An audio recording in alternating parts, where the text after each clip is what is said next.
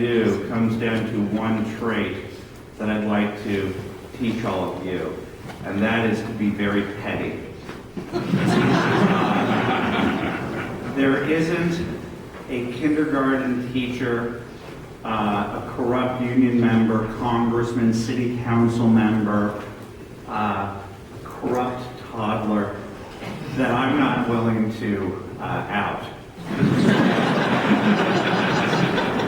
And because it's fun, quite frankly. That's the only reason. I'm petty and I do it because it's fun. That's what I do. And so, without further ado, is Cameron in the room? I know you changed your Twitter name. Do you want me to go with your last name, or do you want to announce yourself? Are you here? Is Cameron here? Your last name is Parker.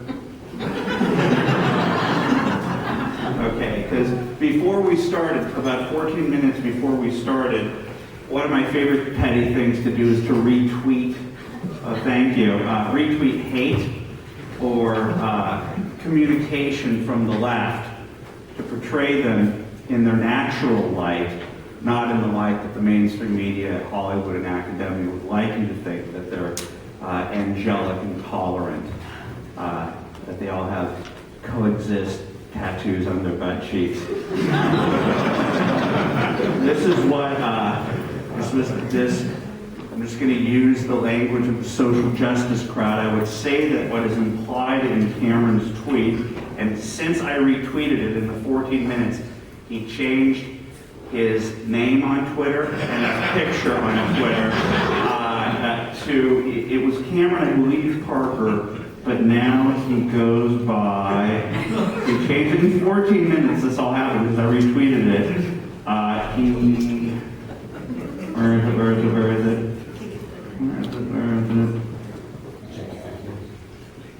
Small, he changed it to Small Jones. In Manning Hall at UNC, elderly folks in red sweaters with elephant pins are gathered to meet him.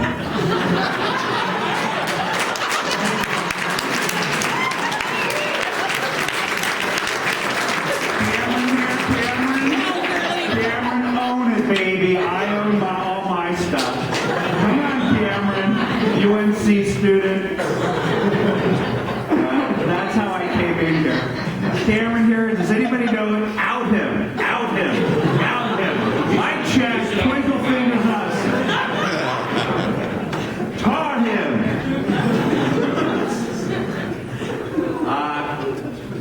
I've always wanted to come to UNC.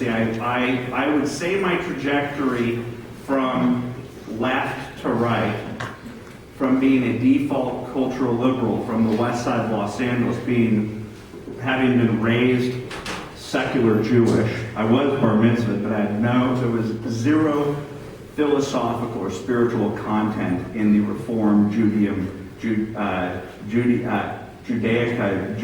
experience. Nothing. It's like Unitarianism. No offense to Reform Jews and Unitarianism, but we're talking empty vessel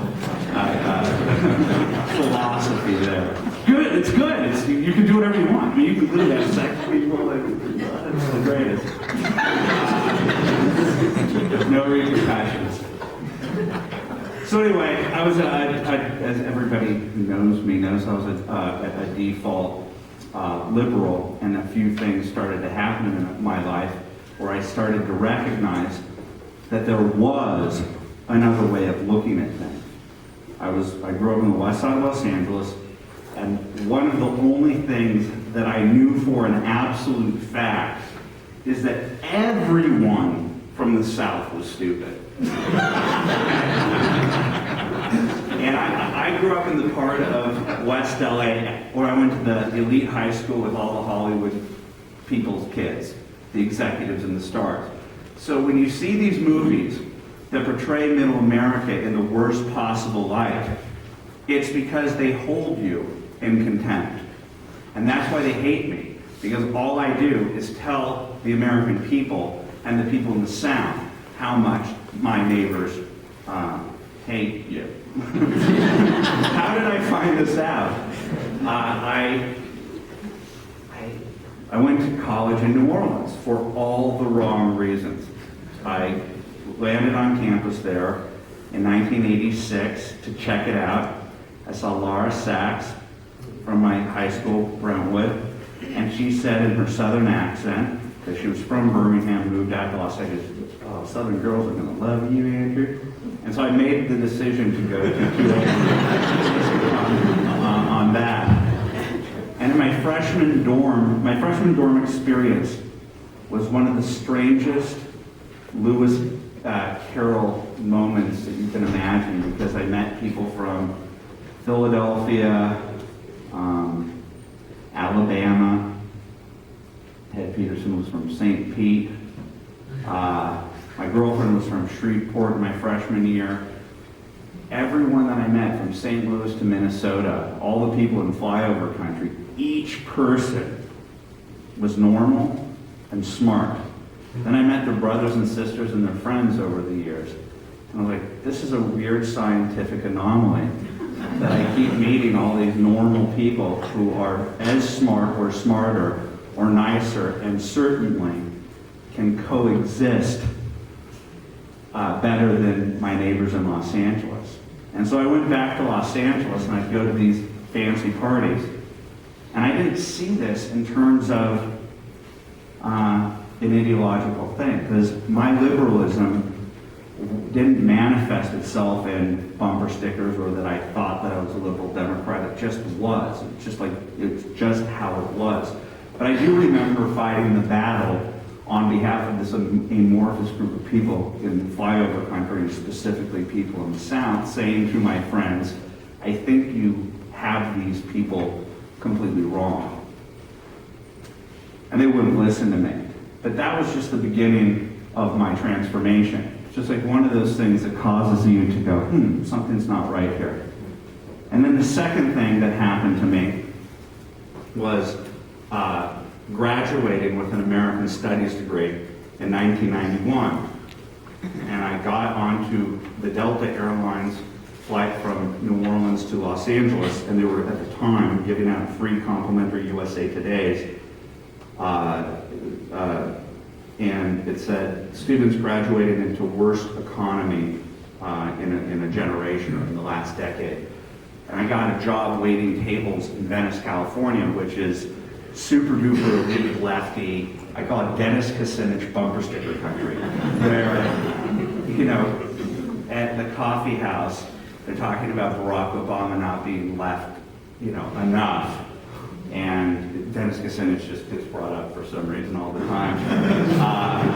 And so that's where I was waiting tables, and I always liked the theater of politics.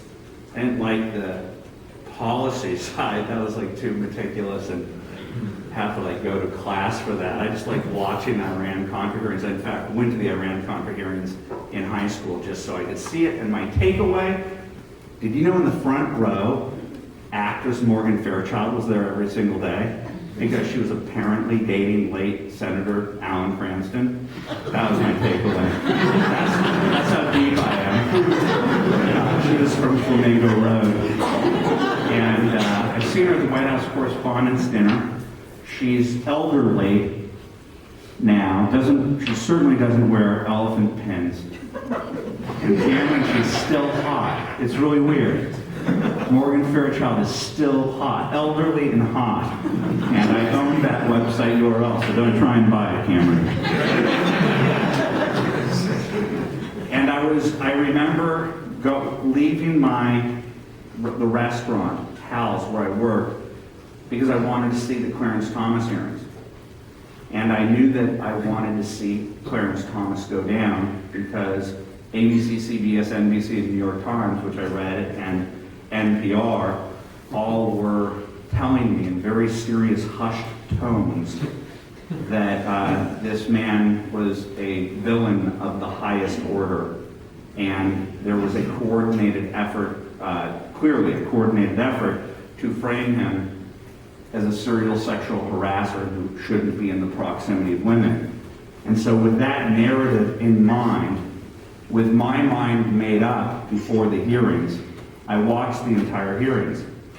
And the hearings had the exact same effect of going to that Monroe dorm in Louisiana in 1987, my freshman year, because I went in expecting for them to lay out a case of serial sexual harassment, and at the very end, the smoking gun and the smoking gun junior were at one point in the proximity of a co-worker, Anita Hill, who followed him job to job to job and got promotion after promotion after promotion from every place that he went to work. She just followed him, and he kept giving her jobs.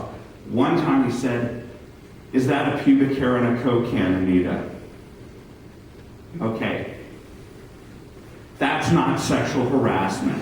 And if you are so sensitive that in 6 years you're with a person who's giving you a raise and who's giving you a promotion and hasn't sexually harassed you in the sense of demanding sex in return for a job, if that's your definition of sexual harassment, then you have no right for that group of people who pilloried him to within a year declare Bill Clinton as the standard bearer of the Democratic Party. Okay?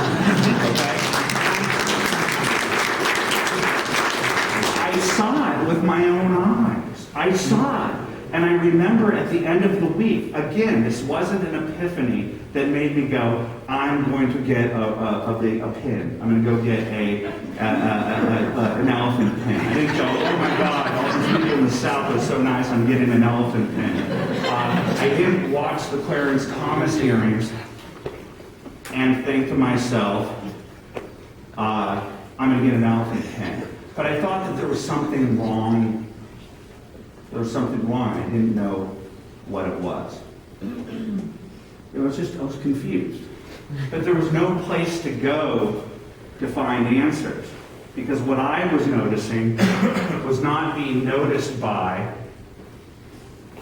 the NAACP, or Jesse Jackson, or the establishment black civil rights movement. I'm thinking, hey, this is the second potential black candidate for the Supreme Court, and there's an infrastructure out there to protect a person from this Caucasian gang tackle. A Caucasian gang tackle that included Ted Kennedy.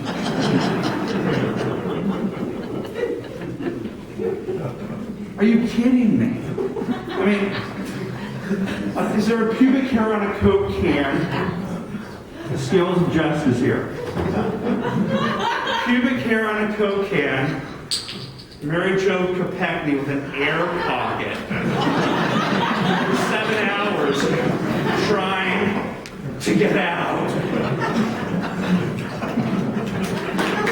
And Joe Biden, Howard Metzenbaum, and a sea of Caucasian people judging Clarence Thomas. And the civil rights movement was silent. I'm like, I don't get it. I don't get it. And I looked to Tom Brokaw, and I'm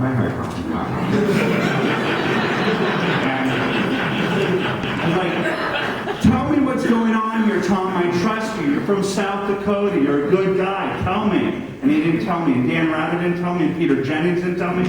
And the executive editor of the New York Times didn't tell me. I'm like, what's going on here? Am I the only crazy? Am I so crazy that I'm the only person that's seeing that there's something wrong with this picture? And something providential happened for the secular Jew from the west side of LA.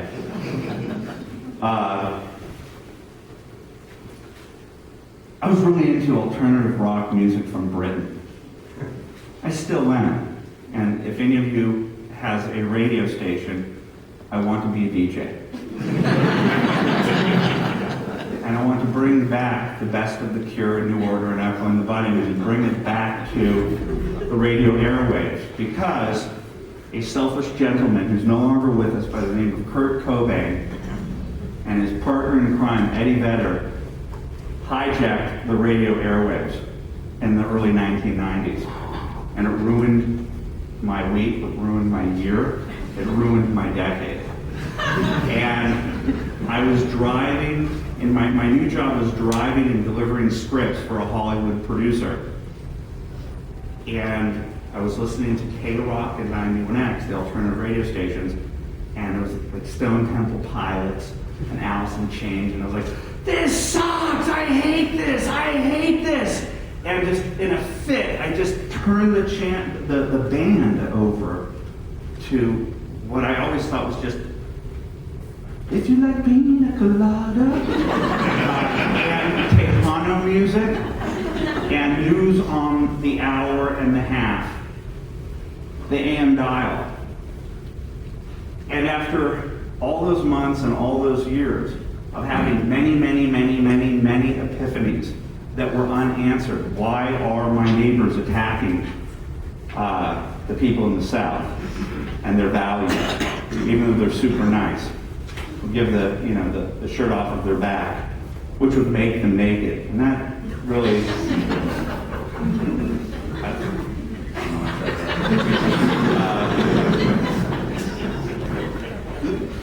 Epiphany 1, the dorm epiphany. Epiphany 2 was the Clarence Thomas thing, and the thing that allowed for me. Oh, Epiphany 3. Was I realized that my degree, that my parents spent a lot of money on in American studies, was worthless. It's just crap. And I'll get into that in a minute, okay? Why it was crap. And my dad brilliantly reasserted himself like he did when I was in high school and said, you need to get a job.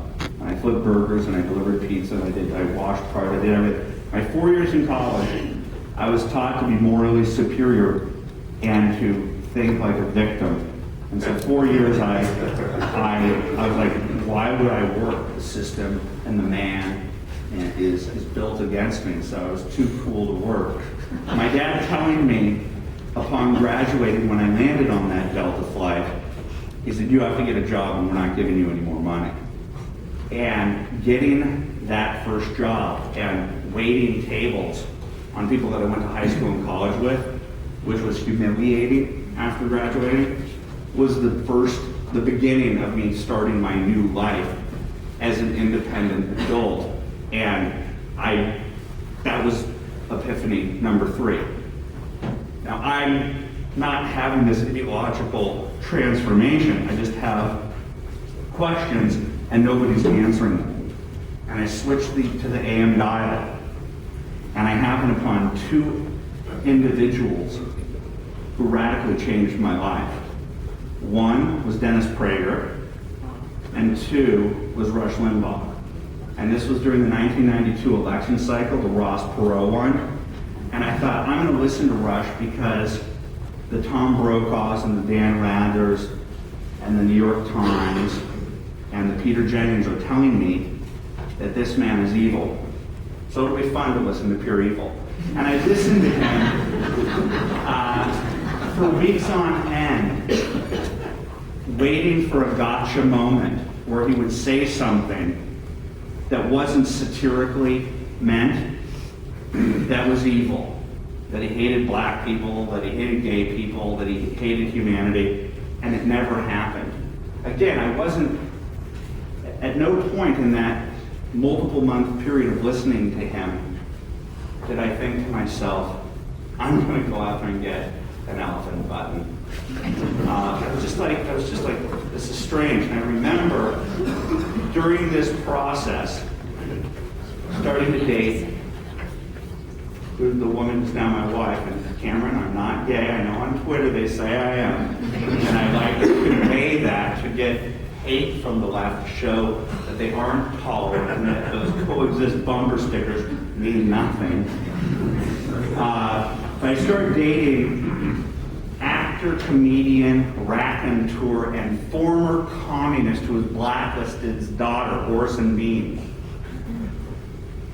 And in his Venice Canal house across the canal from George Carlin in Venice Kissimmee bumper sticker country, he had the Rush Limbaugh book. And I remember grabbing it and looking at Orson, a former communist who couldn't find work in Hollywood, and Ed Sullivan called him up and said, "Sorry, Orson, I can't have you on the show anymore." I asked Orson why he had this book, because Rush Limbaugh is evil. I said that. It came out of my mouth naturally. And I believed it to the core of my being. And at that point, I had never heard him in my life. I had only been told that through the osmosis of the mainstream media. And Orson says, "Have you ever listened to him?" And I remember arrogantly saying, "Of course I have." When I hadn't, if I took a lie detector test, I promise you, I would have passed. I was so convinced because Tom Brokaw, NPR, all of them did the same thing to him that they did to Clarence Thomas. The collective of the mainstream media, the collective of the professor class, the collective of the Hollywood actors saying that something is makes it is, even if it isn't is. That's poetry. That's death poetry.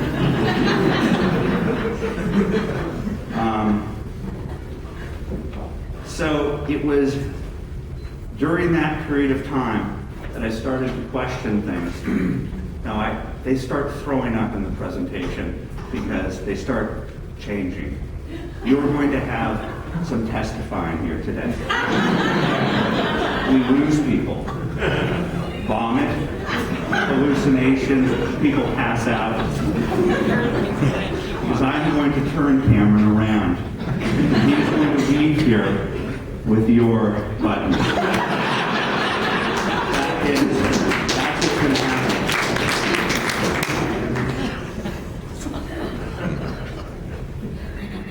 And from probably around 1992 to 1996, I went through my Chaz Bono phase.